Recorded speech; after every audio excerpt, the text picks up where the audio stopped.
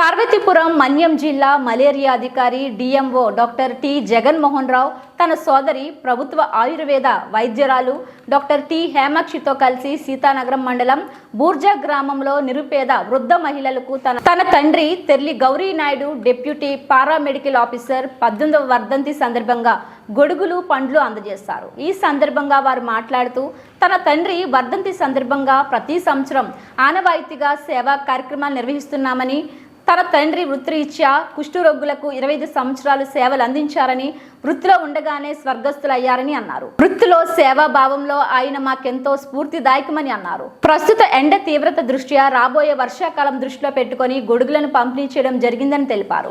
ఈ సందర్భంగా సీజనల్ వ్యాధుల పట్ల తీసుకోవాల్సిన జాగ్రత్తలపై అక్కడ ప్రజలకు అవగాహన కల్పించారు. వారి తండ్రి గౌరీ నాయుడు ఆత్మ శాంతించాలని వారు ప్రార్థించారు.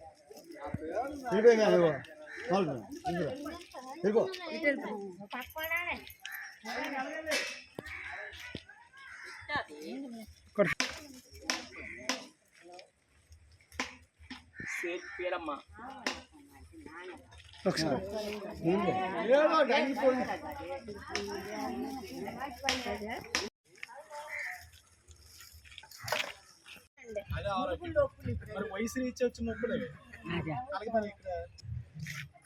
ఆయుర్వేదిక్ హాస్పిటల్ కూడా ఉంది కాబట్టి మీకు అలాంటివి కూడా పనిచేస్తాయి. ఏమైనా ఆతూరులో ఉంది కదా హాస్పిటల్, అక్కడికి వెళ్తే మందులు కూడా ఇస్తారు.